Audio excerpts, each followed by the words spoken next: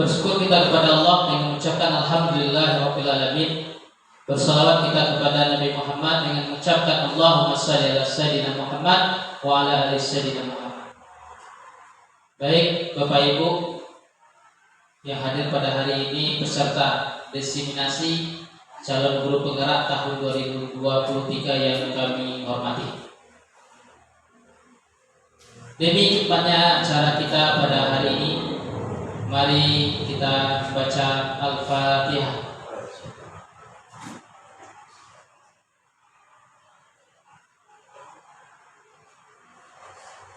Baiklah, demi meningkatkan rasa nasionalisme kita, mari kita nyanyikan lagu Indonesia Raya. Para hadirin dimohon berdiri.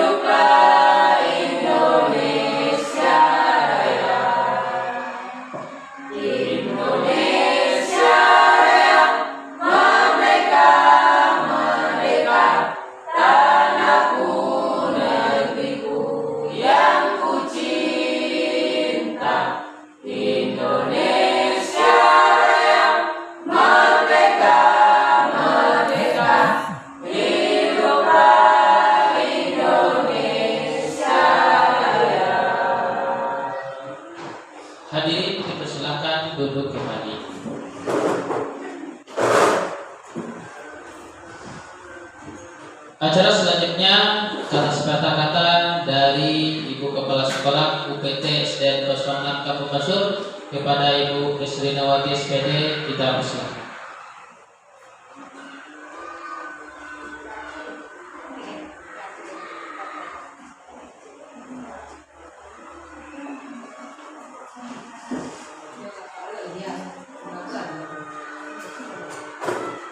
Assalamualaikum warahmatullahi wabarakatuh.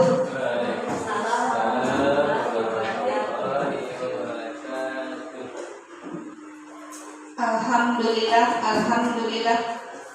Puji syukur kita haturkan kepada Allah Subhanahu wa taala yang telah melimpahkan rahmat dan karunia-Nya kepada kita semua, sehingga kita bisa berkumpul di ruangan ini mengikuti acara diseminasi calon guru penggerak.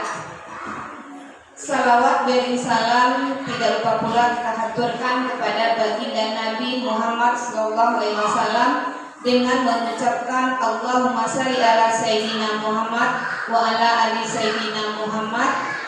yang telah merubah umatnya dari alam kegelapan kepada alam yang terang benderang seperti yang kita rasakan sekarang ini. Baik Bapak Ibu, hari ini kita diberikan materi oleh salah satu guru penggerak UPT SDN 06 Kampung Pansur, Ibu Desi Laila Sari, yaitu diseminasi budaya positif. Menyinggung sedikit tentang disiplin positif. Kita sebagai peserta didik, kita sebagai pendidik harus menerapkan disiplin kepada peserta didik kita. Tentunya bertolak dari kita terlebih dahulu. Di mana di sini disiplin positif itu harus kita kembangkan karena hal ini bisa memacu motivasi intrinsik, yaitu motivasi dari dalam diri peserta didik sendiri, sehingga mereka bisa menjadi peserta didik yang bertanggung jawab, berbudi pekerti luhur dan berakhlak mulia. Karena calon guru penggerak sekaligus adalah guru SD UPT SDN 06 Kampung Pansur, kami berharap bisa memberikan dampak positif kepada guru-guru yang lain dan kepada peserta didik kita. Memang disiplin itu sangat penting kita lakukan karena itu berdampak jangka panjang. Kemarin sebelum-sebelumnya mungkin kita sering memberikan hukuman kepada anak didik. Nah, hari ini kita belajar bagaimana caranya, bagaimana kiatnya, dan apa itu tentang disiplin positif. Mudah-mudahan dengan acara ini kita bisa belajar apa yang dipaparkan nanti oleh Ibu Desi, kita bisa mengambil pelajarannya. Di sini kami juga berharap kepada calon guru penggerak yang alhamdulillah UPT SDN 06 merekrut 4 orang calon guru penggerak bisa memberikan kolaborasi kepada guru-guru yang lain, bisa mengajak guru-guru yang lain untuk mengikuti calon guru penggerak, sehingga UPT SDN 06 Kampung Pansur menjadi sekolah yang terfavorit. Amin. Hanya itu yang bisa saya sampaikan. Banyak maaf. Wabillahi taufiq wal hidayah. Assalamualaikum warahmatullahi wabarakatuh.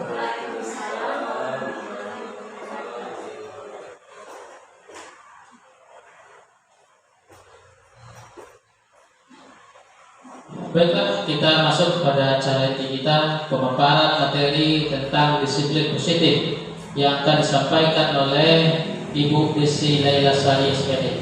Kepada Ibu, waktu dan tempat kita persilakan. Bismillahirrahmanirrahim. Assalamualaikum warahmatullahi wabarakatuh.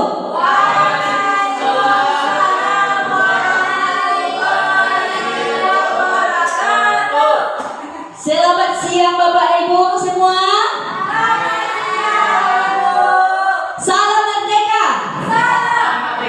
Salam merdeka. Ya. Jadi lihat kita sekarang Bapak Ibu supaya lebih semangat karena waktu siang ya Pak Ibu ya. UPT SDN 06 Kampung Pansur ye merdeka. Ya Pak Ibu ya. Kita mulai. SDN 06 Kampung Pansur merdeka. Profil pelajar Pancasila merdeka. Profil pelajar Pancasila merdeka. Ya, terima kasih Bapak dan Ibu.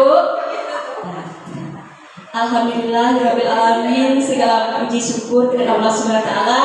Mudah-mudahan pada hari ini saya Desi Laila Sari mengadakan diseminasi kegiatan guru penggerak yaitu pada modul 14 yaitu budaya positif. Terima kasih banyak waktu dan tempat Bapak dan Ibu dan Ibu Kepala Sekolah telah memberikan ruang bagi saya sebagai calon guru penggerak di sini dalam rangka berbagi dan dalam rangka menerapkan budaya positif di sekolah kita. Ya, nanti sama-sama kita tergerak dan menggerakkan. Terima kasih Bapak dan Ibu Kepala Sekolah. Baiklah Bapak dan Ibu, di sini kami dari guru penggerak calon angkatan 8 pesisir selatan mengemukakan aksi nyata modul 14 tentang diseminasi budaya positif, di mana dalam konsepnya itu budaya positif itu terbagi atas 7. Yang pertama, perubahan paradigma belajar. Yang kedua, disiplin positif. Yang ketiga, kebutuhan dasar manusia. Yang keempat, motivasi perilaku manusia. Yang kelima, posisi kontrol. Yang keenam, keyakinan kelas. Dan yang ketujuh adalah segitiga restitusi. Baiklah Bapak Ibu, yang pertama akan kita bedah dulu tentang perubahan paradigma belajar. Bapak dan Ibu, perubahan paradigma belajar ini kita ambil dari pada waktu zaman kolonial Belanda, di mana pada waktu zaman dahulu pendidikan Indonesia ini masih dikatakan sebagai pendidikannya masih rendah, Bapak dan Ibu ya, karena kita sama-sama tahu kita dijajah oleh bangsa lain berapa abad lamanya. Belanda menjajah 3,5 abad, Jepang menjajah 2,5 tahun. Begitu lama kita meraih kemerdekaan itu.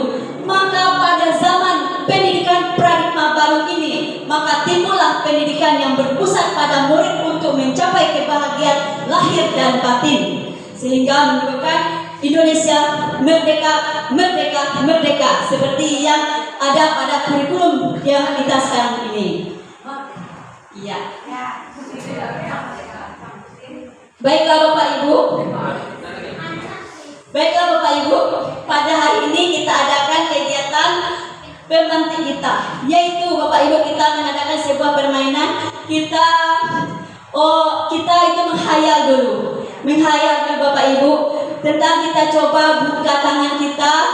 Yang satu kita sebagai pelaku, sebagai A, menutup tangan kita, dan yang di sebelah kiri boleh sebagai B, itu berusaha dia untuk membuka tangan si A. Jadi apa yang terjadi Bapak dan Ibu? Apa yang kita lakukan? Apa yang kita lakukan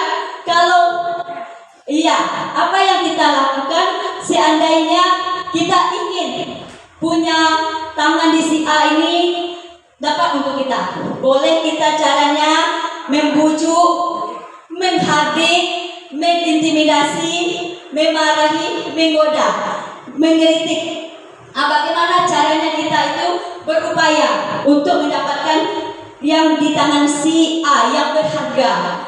Maka di sini pertanyaannya yaitu satu, apakah kita Bapak dan Ibu bersedia membuka kepalan tangan kita, dan apa alasannya?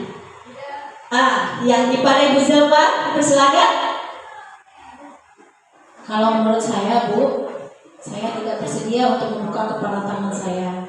Karena seperti yang Ibu katakan tadi, yang berada di tangan saya ini adalah sesuatu yang berharga buat saya. Jadi saya akan pertahankan bagaimana benda yang berada di tangan saya ini tidak saya berikan kepada orang lain. Terima kasih. Terima kasih kepada Ibu Zelva. Ibu Zelva, dia tidak berusaha tidak memberikan apa yang berharga di dalam tangannya. Boleh Bapak Ibu yang lain silahkan memberikan jawabannya sebagai asus pematik. Ya Bapak Doni. Terima kasih. Kalau menurut saya akan membuka telapak tangan saya, walaupun ini berharga. Menurut agama kita yang berharga itu dibagi lebih baik. Terima kasih. Terima kasih kepada Ibu Zelva dan Bapak Doni memberikan jawaban yang sangat bagus sekali dan luar biasa. Ada lagi Bapak dan Ibu? Ya, Bapak Randi lagi. Baik, terima kasih Bu Desi. Saya akan membuka kepalan ini karena ada harapan yang pasti di depan. Terima kasih. Ya, ada harapan. Kalau kita bertahan, tidak ada hal baru yang bisa kita dapatkan. Ya, alhamdulillah semua jawaban kita sangat-sangat luar biasa dan menyentuh sekali. Baik Bapak Ibu, ada lagi yang mau komentar? Memberikan jawaban? Ya, pas, bagus Bapak Ibu ya. Semuanya jadi intinya Bapak Ibu tergantung kepada kita.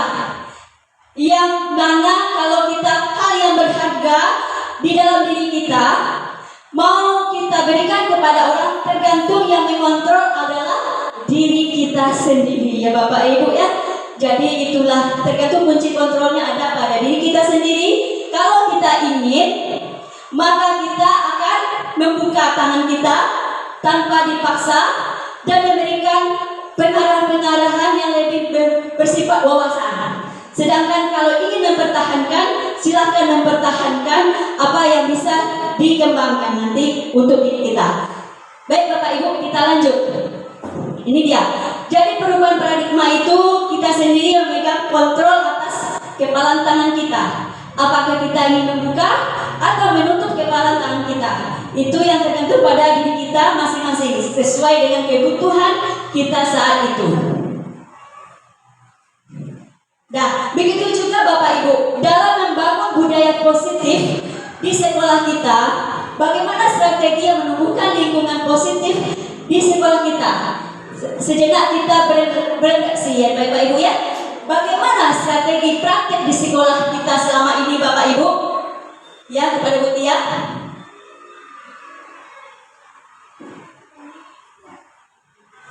Bagaimana strategi dalam praktek disiplin di sekolah kita? Terima kasih kepada Ibu Desi. Salah satu strategi praktek untuk membangun disiplin di sekolah adalah dengan tepat waktu. Ya, terima kasih kepada Ibu Tia. Jadi strategi kita praktek disiplin sekolah kita berusaha untuk datang tepat waktu. Ada lagi Bapak Ibu, kita di sini saling berkolaborasi dan berdiskusi. Yang kedua, apakah selama ini kita sungguh-sungguh menjalankan disiplin? Ini dimulai dari diri kita sendiri. Ditanya diri kita. Silakan Ibu Mega.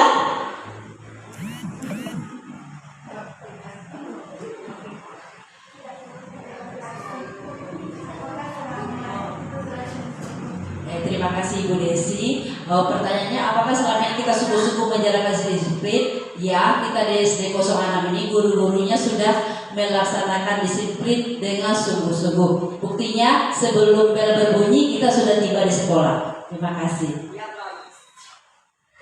Jawaban kita sangat luar biasa. Kita kompak ya Bapak Ibu.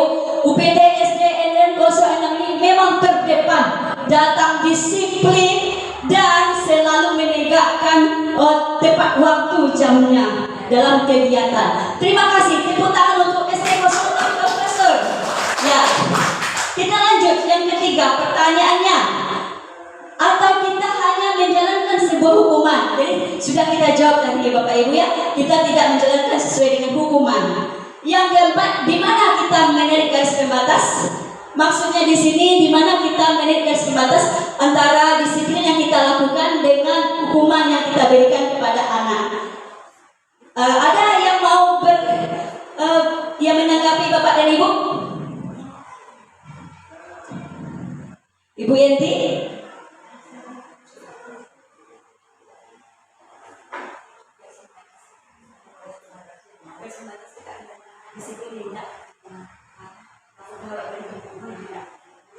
Terima kasih Bu Desi. Gimana kita menarik garis pembatas antara disiplin dengan hukuman? Mungkin Ya, dengan menarik garis pembatasnya antara disiplin positif dengan hukuman. Itu. Ya, bagus. Terima kasih Bu Yanti. Ya, jadi kita di sini antara memberikan hukuman dengan menjalankan disiplin dengan hukuman yang kita berikan itu kita sesuaikan. Kita di sini bukan datang tujuannya adalah untuk menghukum murid kita atau menghukum diri kita. Jadi tujuan kita ada di sini adalah memperbaiki nanti ya Bapak Ibu. Baik Bapak Ibu, kita lanjut lagi. Jadi teori kontrol itu Bapak dan Ibu ada 4. Yang pertama, supaya tidak menghilangkan rasa miskonsepsi tentang materi kontrol. Yang pertama adalah ilusi guru kontrol murid. Ilusi guru mengontrol murid. Artinya murid di sini kita yang mengatur Bapak dan Ibu. Kita yang mengontrol karena kita beranggapan murid di sini adalah kecil, makhluk yang kecil, maka kita yang berusaha mengontrolnya. Yang kedua, ilusi bahwa semua perbuatan positif efektif bermanfaat. Tujuannya adalah apa yang kita lakukan di sini adalah bermanfaat, hukuman yang kita berikan bermanfaat. Itu nanti bisa menyalahkan miskonsepsi.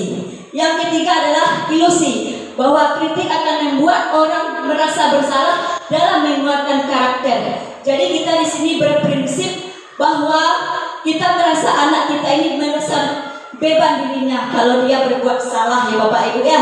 Yang keempat, ilusi bahwa orang dewasa memilih hak untuk berbangsa. Jadi di sini memang betul ini merupakan miskonsepsi bagi kita sebagai seorang guru nantinya. Kalau kita sebagai orang dewasa itu memaksakan kehendak kepada murid kita. Nah, di sini Bapak dan Ibu, stimulus respon dengan teori kontrol. Di sini ada perbedaannya. Kita memberikan sebuah tadi anggapan dengan miskonsepsi yang terjadi. Di sini adalah stimulus respon dengan teori kontrolnya. Yang pertama, realitas kebutuhannya sama. Kalau stimulus respon, stimulus berarti rangsangan respon dari perbuatan. Yang kedua, semua orang bisa melihat hal yang sama. Yang ketiga, bisa mencoba mengubah orang lain agar berpandangan sama dengan kita. Itu bersifat memaksa, ya Bapak Ibu. Yang keempat, orang lain bisa mengontrol saya. Tidak mungkin orang lain bisa mengontrol diri kita. Yang mengontrol adalah diri kita masing-masing. Maka terjawab dengan teori kontrol, di mana realitas kebutuhannya ada itu berbeda-beda. Kebutuhan kita berbeda-beda, Bapak dan Ibu. Iya, makanya kita di sini tidak sama satu kebutuhan dengan yang lainnya. Yang kedua, setiap orang memiliki gambaran yang berbeda, pemikiran yang berbeda, gambaran yang berbeda. Yang ketiga, kita berusaha memahami pandangan orang lain tentang dunia. Jadi kita di sini diminta untuk memiliki wawasan yang luas tentang orang lain dan diri kita. Yang keempat, semua perilaku memiliki tujuan dan model berpikirnya sungguh ingin menang sendiri, menang.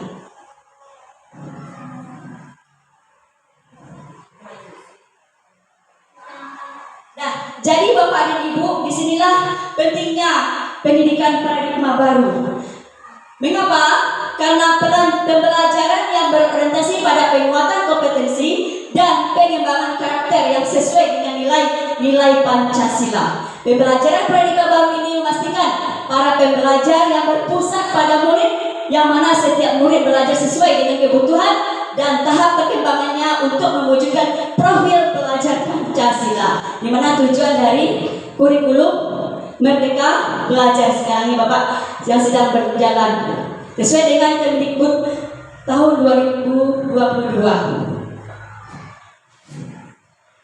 Nah, jadi Bapak dan Ibu, profil pelajar Pancasila di sini memang penting untuk ditekankan dalam perubahan paradigma baru ini dan pembuatan disiplin positif kita, di mana pelajar Pancasila yang pertama adalah beriman dan bertakwa kepada Tuhan Yang Maha Esa.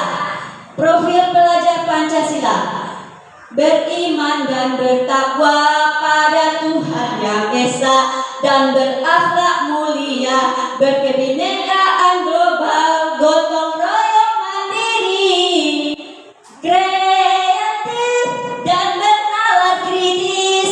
Ya, itu seluruh profil pelajar Pancasila kita, ya Bapak Ibu. Itu yang akan kita kembangkan kepada anak didik kita nantinya. Baik Bapak Ibu, kita lanjut lagi tentang disiplin positif. Disiplin positif di sini kita menganggap bahwa disiplin itu memang sesuatu yang harus kita patuhi. Begitu Bapak dan Ibu? Iya. Sebagai pendidik, tujuan kita adalah untuk menciptakan murid-murid yang memiliki disiplin sendiri, sehingga mereka bisa berperilaku mengacu kepada memiliki motivasi intrinsik bukan ekstrinsik. Jadi tujuan kita memberikan disiplin positif ini adalah memang muncul dari diri beserta diri kita sendiri, bukan kita paksa dan bukan kita yang paksanya.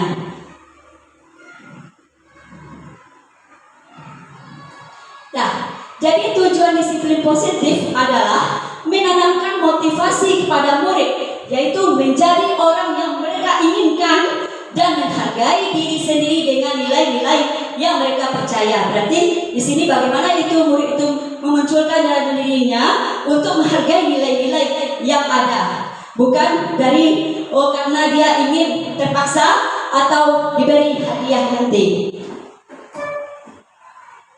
Disiplin positif merupakan salah satu cara penyerapan disiplin yang bertujuan menumbuhkan kesadaran anak untuk melakukan sesuatu tanpa hadiah, ancaman maupun hukuman. Adapun nilai-nilai kebajikan yang bersifat universal, di antaranya Bapak Ibu yang 10 ini harus ada. Yang pertama adalah nilai keadilan. Kita memang betul-betul harus adil terhadap diri kita dan terhadap peserta diri kita. Yang kedua adalah nilai kehormatan, peduli, integritas, kejujuran, tanggung jawab, mandiri, keselamatan dan kesehatan. Di sini adalah nilai-nilai yang penting sekali yang ada dalam diri kita dan yang harus kita tumbuhkan.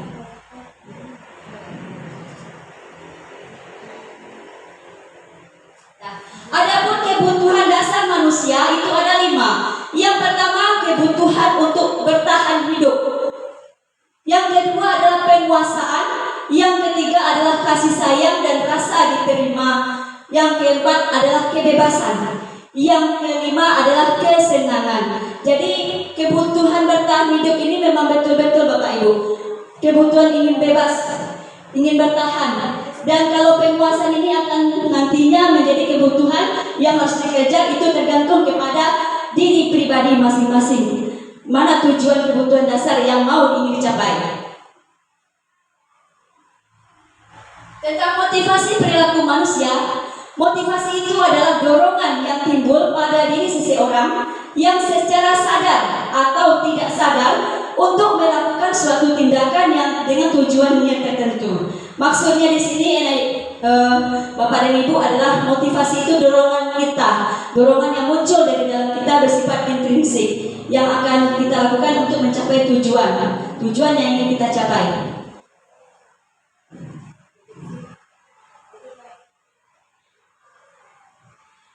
Nah, jadi Bapak Ibu, menurut Gosen ada 3 motivasi perilaku manusia. Yang pertama, untuk menghindari ketidaknyamanan atau hukuman. Yang kedua, untuk mendapatkan imbalan. Yang ketiga, untuk menjadi orang yang mereka inginkan dan menghargai diri sendiri dengan nilai-nilai yang dipercaya. Jadi di sini ada 3 motivasi perilaku yang masih belum dikelompokkan oleh Gosen. Maka dapat kita simpulkan di sini ada 2 jenis perilaku manusia. Yang pertama tadi perilaku untuk menghindari ketidaknyamanan. Kalau memberikan kita hukuman, berarti kita bersifat memaksa. Berarti kalau memaksa itu datangnya dari luar, anak merasa terpaksa. Yang kedua itu untuk mendapatkan imbalan. Kalau imbalan dia masih merasa dorongan dari luar. Kalau tidak nanti dia akan diberi hukuman, kalau nanti dia diberi penghargaan, maka dia akan bertindak. Maka di sini merupakan perilaku manusia yang eksternal. Yang ketiga adalah untuk menjadi orang yang mereka inginkan dan menghargai diri sendiri dengan nilai-nilai yang dipercaya. Berarti ini berasal dari dalam, bersifat internal. Maka 2 jenis motivasi perilaku manusia, yang pertama adalah secara ekstrinsik, yaitu yang nomor 1 dan nomor 2 tadi. Di mana nomor 1 adalah murid melakukan disiplin diri karena takut dihukum untuk menghindari hukuman. Yang kedua adalah murid melakukan disiplin diri karena ingin mendapatkan imbalan berupa hadiah atau pujian dari orang lain. Ini yang termasuk eksternal, Bapak Ibu. Sedangkan motivasi intrinsik ini yang berasal dari dalam diri. Inilah yang diharapkan, yaitu menghargai nilai-nilai kebajikan kebajikan diri sendiri. Murid melakukan disiplin sendiri karena ada nilai-nilai kebajikan yang harus dihargainya. Konsep disiplin dengan identitas gagal. Jadi pada nomor 1 dan nomor 2 tadi, memberikan hukuman dan penghargaan ini dianggap sebagai identitas gagal. Mengapa identitas gagal Bapak dan Ibu? Karena dia bersumber dari luar dirinya, bukan kehendak dirinya Bapak dan Ibu. Maka pada suatu waktu kalau kita beri hukuman, mereka bisa melanggar, mereka bisa marah atau dongkol sama kita. Sedangkan kalau kita berikan penghargaan, kalau dia tidak kita beri penghargaan lagi, maka mereka juga akan berusaha merusak hubungan dengan kita, menganggap kita ini benci sama dia atau bagaimana. Jadi di sini antara hukuman dan penghargaan disebut sebagai identitas gagal.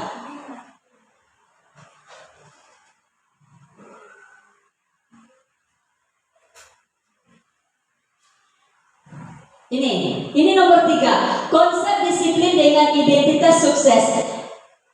Konsep disiplin dengan identitas sukses tadi adalah pada nomor 3 ya Bapak Ibu, yang berasal dari dalam diri, yaitu pemberian konsekuensi dan restitusi.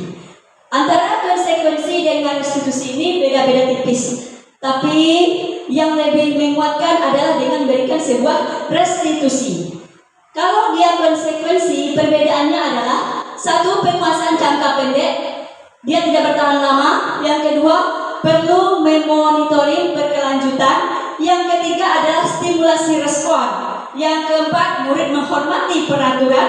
Yang kelima, kehilangan waktu untuk melindungi kesalahan. Jadi di sini waktu rentangnya sangat pendek Bapak Ibu. Maka kalau kita berikan konsekuensi kepada anak, cepat hilangnya nanti. Jadi yang restitusi, yang pertama, murid bertanggung jawab atas perilakunya. Yang kedua, fokus pada pemecahan masalah. 3, murid menghormati dirinya dan orang lain. Yang keempat, dari kontrol dirinya, memegang kontrol. Berarti memang muncul dari dalam diri sendiri. Kalau dia ingin disiplin, memang muncul dia ingin menghargai diri sendiri, maka dia datang tepat waktu. Maka inilah yang lebih bertahan lama, dan ini akan kita terapkan nanti di sekolah kita, bagaimana memunculkan identitas sukses ini pada murid kita dengan pemberian restitusi.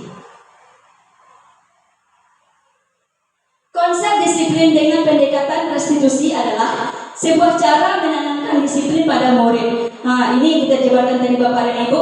Kita menanamkan konsep restitusi ini untuk menanamkan konsep disiplin pada murid kita, supaya murid kita bisa belajar, berlatih, dan berbuat dengan kemauannya sendiri tanpa paksaan. Apa itu restitusi? Restitusi adalah proses menciptakan kondisi bagi murid untuk memperbaiki kesalahan sehingga mereka bisa kembali kepada kelompoknya. Jadi Bapak dan Ibu, tujuan kita memberikan restitusi ini adalah supaya nanti murid kita yang melakukan kesalahan, dia yang mengakui bahwa dia memang bersalah, tanpa kita yang kita cuma bertujuan tidak memberikan bagaimana yang harus kita lakukan, tidak, tapi kita memberikan pertanyaan-pertanyaan, memancing peserta didik kita, bagaimana dia mengakui sebuah kesalahannya, dan dia berusaha pula untuk mencarikan bagaimana solusinya. Berarti antara guru dengan murid mencarikan ruang kolaborasi.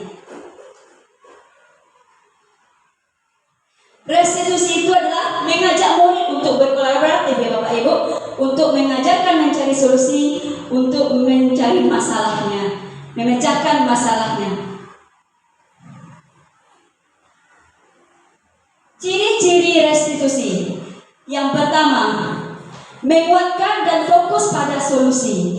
Jadi kita di sini berfungsi sebagai menguatkan dan fokus pada solusinya. Nanti kita memberikan sebuah pertanyaan-pertanyaan yang memancing peserta didik kita untuk mengakui sebuah kesalahan. Yang kedua, fokus pada karakter bukan tindakannya. Ketiga, bukan menebus kesalahan, namun belajar dari kesalahan. Jadi anak murid kita di sini tidak menebus kesalahan ya Bapak Ibu, tetapi dia namun belajar dari kesalahannya tadi ya Bapak Ibu ya. Yang keempat, mencari kebutuhan dasar yang mendasari tindakan. 5. Tawaran bukan paksaan. Jadi kita bersifat menawarkan kepada murid kita, tapi tidak langsung kita tok untuk menunjukkan. 6. Memperbaiki hubungan. Yang ketujuh, menuntun murid untuk melihat ke dalam diri. Jadi di sini diminta bagaimana kita bisa meresapi diri murid kita dalam mengakui sebuah kesalahannya dan bagaimana caranya dia menyikapinya. Nih, contoh Bapak dan Ibu, perbedaan kasus satu yaitu murid terlambat datang ke sekolah. Di sini kita akan membedakan antara hukuman, konsekuensi, dan restitusi. Pada hukuman, yang pertama, murid disuruh berdiri di depan kelas selama 15 menit. Kalau ada murid kita yang terlambat, mungkin ini pengalaman kita sebelumnya, maaf Bapak dan Ibu ya. Kita dulunya pernah melakukan memberikan sebuah untuk murid kita dengan hukuman 15 menit untuk berdiri di depan kelas. Yang kedua, kita marah-marah sama murid kita karena dia terlambat. Yang ketiga, murid disuruh menulis tidak akan terlambat lagi sebanyak 100 kali. Ini merupakan sebuah hukuman. Yang kedua yaitu konsekuensi. Pemberian konsekuensi. Yang pertama, guru memberikan konsekuensi untuk tetap berada di kelas selama jam istirahat berlangsung. Jadi ini adalah merupakan kesepakatan kita dengan anak murid kita tadi. Kalau dia terlambat berarti dia harus istirahat bersama kita di jam istirahat. Yang kedua, guru tegas dan murid menghormati peraturan. Kita boleh tegas Bapak dan Ibu, berarti kita mengambil sebuah konsekuensi kepada anak kita karena kita sudah memberikan kepada murid kita konsekuensinya. Kalau kita terlambat, maka Ibu harus tegas. Ini yang akan anak Ibu lakukan. Jadi itu kita memberikan sebuah konsekuensi. Yang ketiga, restitusi.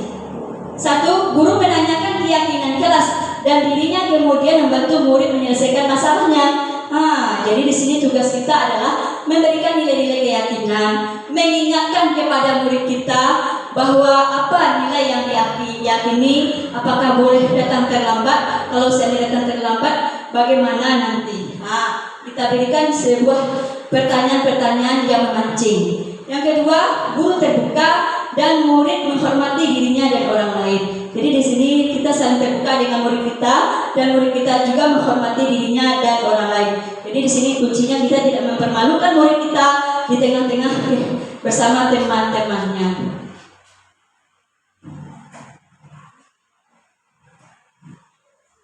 Posisi kontrol. Posisi kontrol ini sangat penting bagi kita, bagi seorang guru dalam mendidik anak murid kita. Yang pertama, ada 5 posisi kontrol. Yang pertama, bersifat menghukum. Yang kedua, pembuat rasa bersalah. Yang ketiga, sebagai teman. Yang keempat, pemantau. Yang kelima, sebagai manajer. Di mana pada poin-poin akan dijabarkan Bapak dan Ibu. Poin yang pertama adalah sebagai penghukum. Posisi kontrol yang pertama ini adalah kita memutuskan pada murid kita patuhi aturan sekolah, lalu berdiri di barisan lain. Berarti kita memisahkan murid kita dari kelompoknya. Berarti kita di sini menghukum anak murid kita supaya dia tahu dengan kesalahannya. Di sini nanti akan mendatangkan rasa malu kepada teman-temannya. Berarti kita sudah menghukum murid kita. Yang kedua, pembuat rasa bersalah. Berapa kali Bapak bilang sama kamu, Bapak kecewa sama kamu. Berarti di sini kata-katanya sangat meresap ke dirinya sehingga dia membuat dirinya memang betul-betul bersalah. Jadi ini sangat keliru Bapak dan Ibu ya. Yang ketiga, sebagai teman. Dalam sebagai teman, dulu saya memiliki pandangan Bapak Ibu. Saya ingin mengajak murid saya sebagai teman. Rupanya sebagai teman ini malah membuat murid saya kelakuannya melonjak-lonjak Bapak dan Ibu. Jadi di sini saya berusaha lagi bagaimana supaya murid saya ini menghargai saya itu karena dirinya ingin sendiri. Saya mengajak bagaimana dengan pos teman itu Bapak Ibu. Ayo nak, tertib nak. Kita apakan usah-usah kepalanya Bapak dan Ibu. Jadi rupanya itu tidak mendatangkan kebaikan pula Bapak Ibu, karena ini sini dapat mendatangkan berbagai tanggapan bagi murid kita. Yang keempat, sebagai pemantau. Sebagai pemantau di sini kamu sudah melanggar apa peraturan sekolah kita dan apa konsekuensinya. Jadi kita di sini sebagai pemantau ini kita tegas pula padanya, memberikan dia kamu bersalah. Kamu kan tahu konsekuensinya. Itu kita sudah berada pada tahap pemantau Bapak Ibu ya. Jadi di sini membuat murid kita juga merasa tertekan. Namun karena sudah ada konsekuensi, maka dia jalankan. Yang kelima yaitu sebagai manajer. Apa kamu tahu kesalahan kamu? Kira-kira bagaimana cara kamu akan memperbaiki kesalahan kamu ini? Jadi di sini kita pancing dia dengan sebuah pertanyaan. Pertanyaan mengakui dia kesalahannya dan bagaimana caranya dia menyikapi kesalahannya tadi supaya nanti dia tidak terulang lagi kesalahannya. Jadi kita tidak memisahkan nanti murid kita dalam kelompoknya, tapi kita berusaha bagaimana dia menjalankan kesalahan tadi itu, namun dia mencari solusi untuk kembali kepada kelompoknya dengan nilai-nilai kebajikan yang lebih tinggi.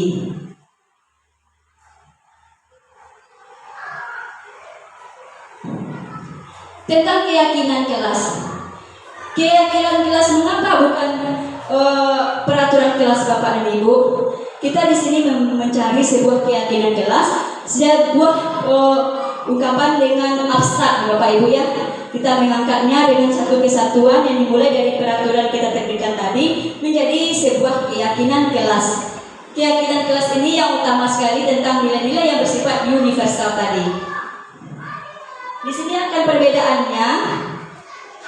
Mengapa kita memiliki aturan memakai helm pada saat naik kendaraan bermotor roda 2 dan memakai sabuk pengaman kepada naik kendaraan roda 4 Bapak dan Ibu. Di sini terjelas perbedaannya tentang aturan dengan disiplin. Tentang aturan. Kalau di sini tentang penggunaan sabuk pengaman berarti kita mematuhi aturan. Nantinya bisa bersifat dilanggar Bapak Ibu.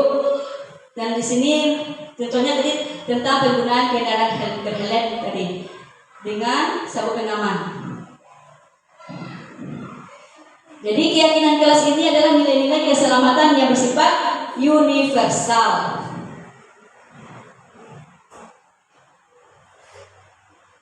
Adapun proses pembuatan keyakinan kelas, guru bersama murid membuat sebuah keyakinan kelas. Di sini saya contohkan kemarin saya mengambil video pembelajaran dengan pembuatan keyakinan kelas bersama murid kelas 1.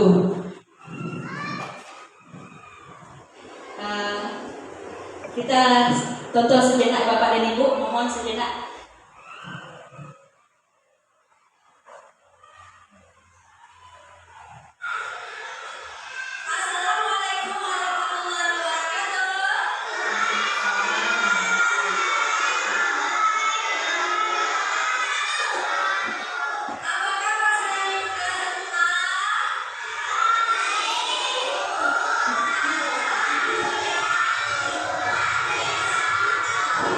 Mohon maaf Bapak Ibu, saya duduk sejenak karena kondisi.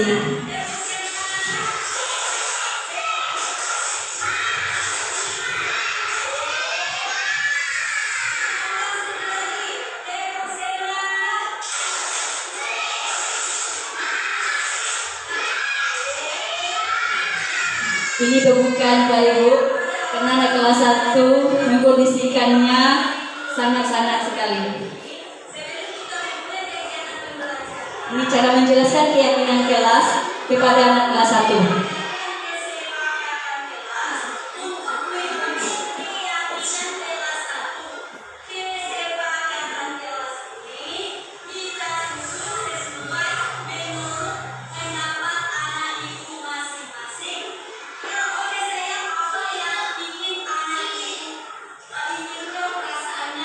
Ya, kita tanya dulu apa perasaannya, apa yang diungkapkannya kepada guru.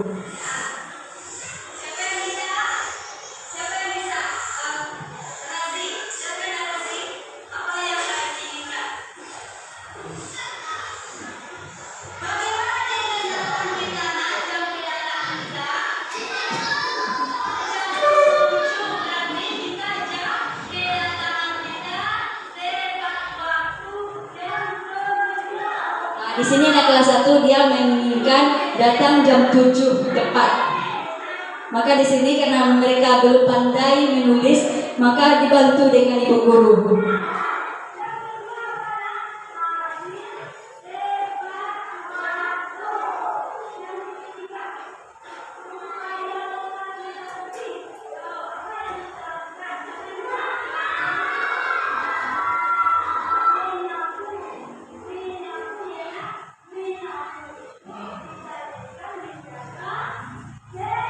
Ya, di sini anak kelas 1 dia menemukan kata menyapu karena dia belum bersifat katanya masih bersifat negatif. Nanti ibu guru akan meneruskannya bersama murid untuk mendapatkan nilai-nilai positif tentang nilai-nilai kebersihan.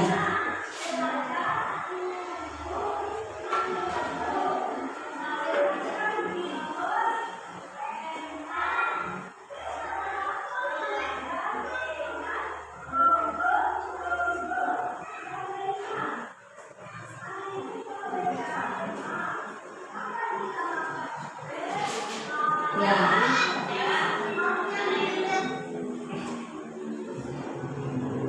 Nah, setelah itu mereka memilih sebuah keyakinan dengan mengadakan sebuah pemberian ungkapan senyuman atau cemberut. Berarti kalau mereka setuju, mereka melakukan senyuman, memberikan senyuman ke depan dengan menuliskannya pada kertas yang disediakan. Mereka akan menempelkannya di depan kelas secara bergantian,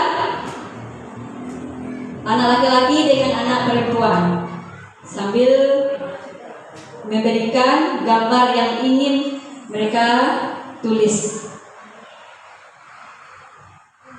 Ini kegiatan menempel.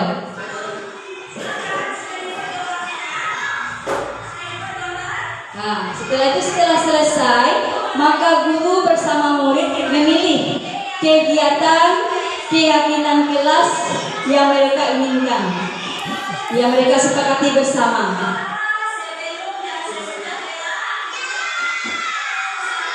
Nah, diletakkan nomor 1, mereka memilih untuk berdoa sebelum dan sesudah belajar. Yang kedua, mereka memilih untuk hadir tepat waktu, dibantu oleh guru untuk memasangkannya ke depan. Berikut selanjutnya setelah itu diminta 1 orang atau 2 orang untuk menempelkan hasil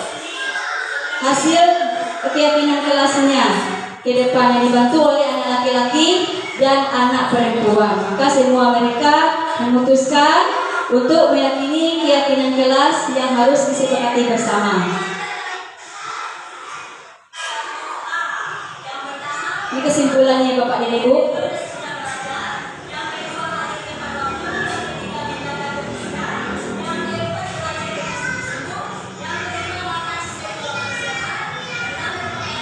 Ya, ada 10 yang mereka inginkan.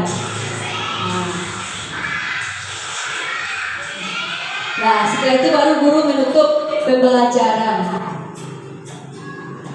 Ini keyakinan kelas mereka. Baik Bapak Ibu. Jadi setelah kita mengamati video tadi Bapak dan Ibu, terlihat di sini bagaimana pembentukan keyakinan kelas itu.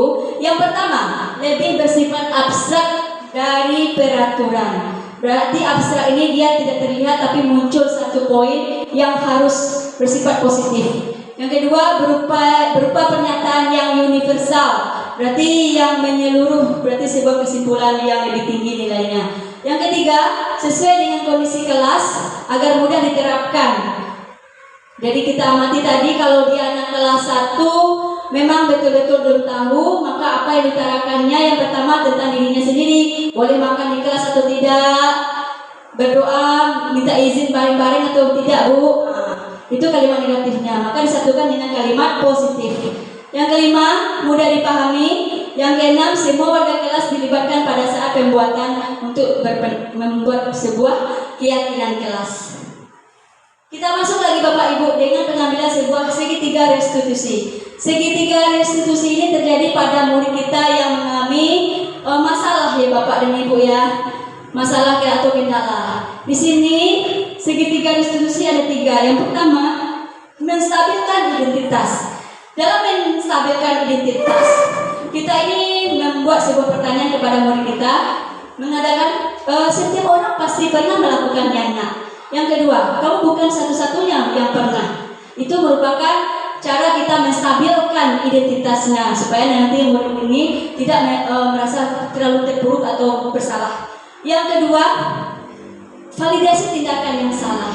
Jadi gini, sekarang kita akan menggali kesalahan-kesalahannya. Bagaimana caranya Bapak dan Ibu? Pertanyaan yang akan kita lontarkan adalah, kamu tentu punya alasan mengapa melakukan itu. Yang kedua, adakah cara yang lebih efektif untuk mendapatkan apa yang kamu butuhkan? Dan ketiga, yaitu menanyakan keyakinan kepada murid tersebut. Apa itu Bapak dan Ibu? Yang pertama, keyakinan kelas apa yang telah kita sepakati. Berarti di sini kita mengingatkan kepada murid kita kembali apa keyakinan kelas yang disepakatinya. Maka nomor kita di sini dia mengutarakan keyakinan kelas mana yang mereka yang salah. Yang kedua, kamu ingin menjadi orang seperti apa? Berarti kita menunjukkan kepada murid kita itu menanyakan dia ingin seperti apa nantinya. Kalau dia nanti terlambat, itu contoh Bapak Ibu ya. Ya, di sini dia 3 tahapan segitiga restitusi. Yang pertama, menstabilkan identitas tadi. Yang kedua, validasi tindakan yang salah. Yang ketiga, menanyakan keyakinan. Dalam menstabilkan identitas, nah di sini Bapak dan Ibu kita mengambil sebuah pertanyaan yang akan kita munculkan tadi dari pertanyaan segitiga restitusi. Yang pertama, kita ambil contohnya Randi. Di sini ada Bapak Randi dan Bapak Randi. Di sini pula ada murid kita Randi. Contoh ya Pak Ibu ya. Menurut Randi, perbuatan Randi lakukan tadi pagi itu benar atau salah? Jika murid kita itu membuat sebuah peraturan, melanggar peraturan. Yang kedua, setiap orang pasti pernah melakukan kesalahan. Nampak dia bersalah, murid kita nampak apa? Tapi kita menstabilkan dia dulu, menstabilkan dirinya dulu. Yang ketiga, tidak ada di dunia ini orang yang sempurna. Nah, itu contoh kalimat yang kita berikan kepada anak kita. Yang kedua, memberikan validasi tindakan yang salah. Berarti kita di sini menggali. Yang pertama, Randi pasti punya alasan mengapa melakukan itu. Contohnya, Bapak Ibu dia akan terlambat. Randi, kamu pasti punya alasan mengapa kamu melakukan itu, nak. Kita tahu dia terlambat. Nah, apa alasannya? Biarkan dia mengutarakan perasaan-perasaannya. Yang kedua, sekarang ceritakan pada ibu apa alasannya, nak.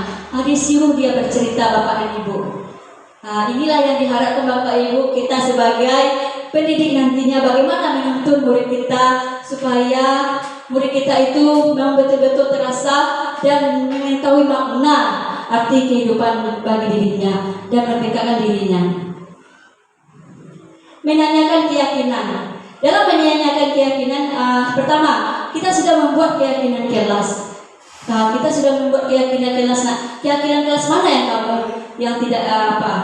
Yang kedua, keyakinan kelas apa saja yang telah kita sepakati. Yang ketiga, apakah Randi meyakini keyakinan kelas kita?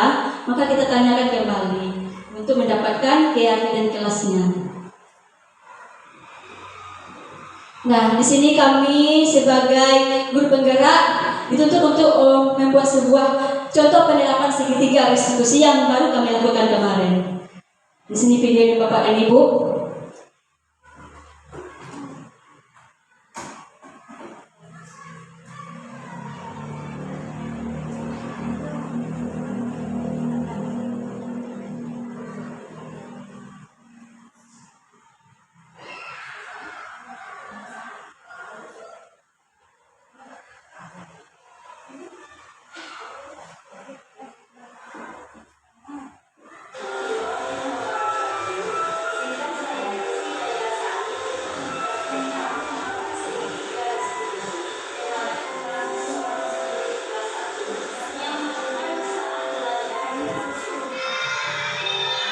Bapak Ibu kasusnya anak kelas 1 terciduk, dia sedang makan sewaktu jam pelajaran.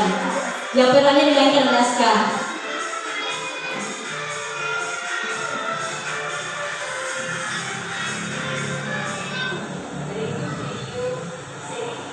Guru mengambil sebuah video restitusinya lagi.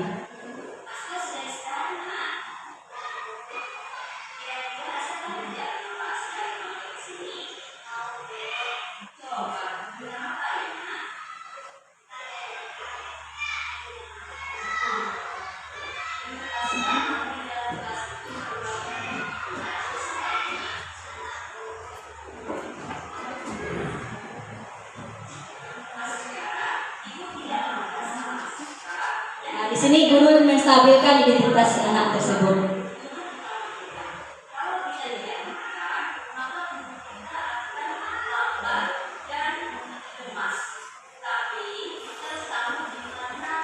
Memberikan pengarahan kepada murid bagaimana nanti munculkan pertanyaan-pertanyaan sambil mengambil validasi tindakan yang salah, sambil murid tersebut mengakui bahwa itu salah perbuatannya.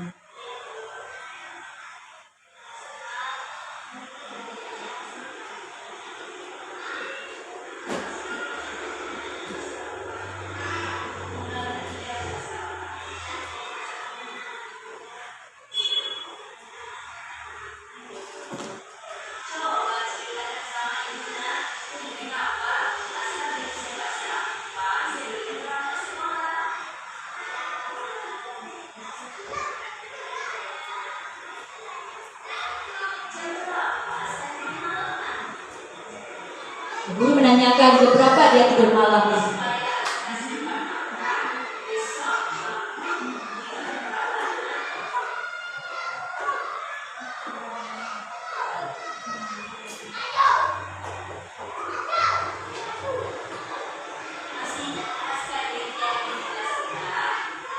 Guru berusaha mengingatkan keyakinan kelas apa yang dia munculkan.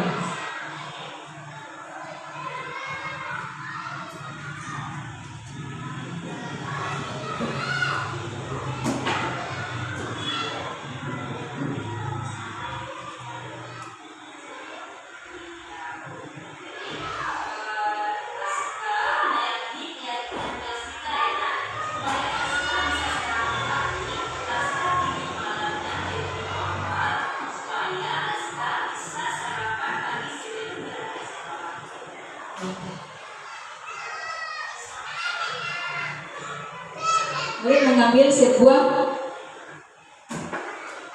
keyakinan kelas nanti yang akan diperbaikinya dengan alasan-alasan.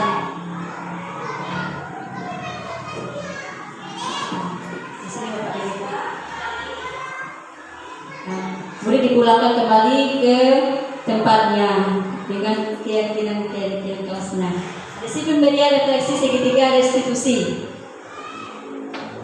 Jadi kita minta untuk memberikan tanggapan, anak murid kita memberikan tanggapan tentang segitiga restitusi yang kita ambil terhadap dirinya.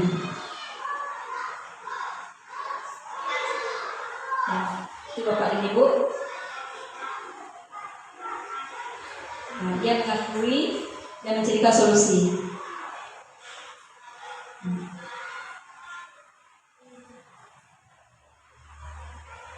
Baiklah Bapak Ibu, jadi kita ambil kesimpulan tujuan kita mengadakan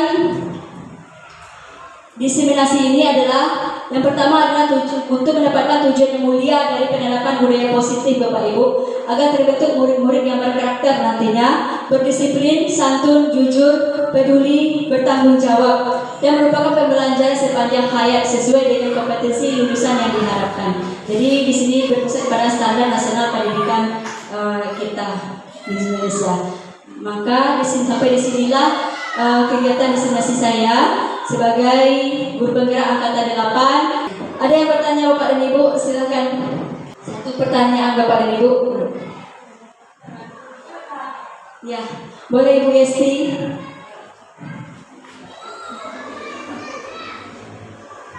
Terima kasih Bu Desi. Yang ingin saya tanyakan, penerapan institusi ini atau disiplin positif ini di kelas 1, bagaimana cara menerapkannya? Kasus di kelas saya, ada seorang anak ini, saya bilang ya, anak-anak tolong duduk di tempat duduknya ya. Tidak Bu, itu katanya, tidak Bu, jangan keluar ya, jangan keluar, jangan jajan. Tidak Bu, itu dia bilang. Bagaimana solusinya Bu Desi? Ya bagus Bu Yesti, terima kasih Bu Yesti, pertanyaan sangat bagus sekali. Di sini pada kelas 1 kita ini masa-masa bermain ya Bu ya. Kita suruh ini dia belum tahu apa itu, dia ingin menurut kehendak dirinya sendiri. Maka di sini dalam pemberian restitusi di sini kita pertama kali akan membuat sebuah kesepakatan Bu, bagaimana membuat kesepakatan kelas kita. Kita adakan tanya jawab dulu kepada dirinya, kesepakatan apa yang ingin mereka apakan. Misalnya, Bu, boleh kita jajan sewaktu jam belajar, Bu. Bu, boleh kita makan, Bu. Di sini kita arahkan dia nanti. Kalau kita makan, apakah bagus, Nak? Sebelum kita mengambil yang positifnya, Ibu, ya. Kita ambil dulu keyakinan kelas. Kita ambil keyakinan kelasnya dulu. Berarti tidak boleh makan atau keluar masuk waktu jam belajar. Kita ambil dulu keyakinan kelasnya. Setelah mereka sepakat, maka kita ambil sebuah keyakinan kelas bahwa pada waktu jam belajar tidak ada yang keluar masuk atau makan waktu jam pelajaran. Setelah itu tentu ada ya Ibu ya yang melanggar karena dia anak kelas 1 ininya apa, ini belum mengerti atau belum paham, maka kita memberikan sebuah pertanyaan, kita panggil dia anak yang tadinya berbuat, kita panggil, kita ajak sambil dia main-main atau sambil dia duduk-duduk. Nak, tadi mengapa nak? Itu Bu. Kalau itu yang kita lakukan, bagaimana tuh nak? Keyakinan kelas mana yang kita lakukan tadi itu nak? Kita ingatkan dia kembali tentang keyakinan kelas. Kalau sambil dia mengerti nanti apa itu keyakinan kelas. Kalau dia sudah mengutarakannya, mengapa tadi melakukan itu nak? Mungkin dia perutnya lapar. Kalau lapar Ibu tidak masalah. Sudah melakukan lagi nak. Atau kita carikan solusi. Solusinya bagaimana nak? Datang tepat waktu Bu, besok saya belanja Bu, jajan Bu. Cepat-cepat saya datang. Maka besok saya tidak melakukannya lagi Bu. Mungkin itu jawabannya. Begitu Bu Desi. Makasih banyak Ibu Esi. Baiklah Bapak Ibu, terima kasih banyak. Pada hari ini kita telah selesai memberikan kegiatan penerapan keyakinan kelas. Maka saya sebagai dalam guru penggerak angkatan 8 mengucapkan ribuan terima kasih banyak kepada Bapak dan Ibu telah menghadiri dan telah berpartisipasi aktif dalam penerapan ini. Semoga kedepannya dinilai oleh Allah Subhanahu wa taala kegiatan kita ini sebagai amal ibadah. Amin ya rabbal alamin. Assalamualaikum warahmatullahi wabarakatuh. Kita kembalikan kepada moderator, kepada Bapak Randi.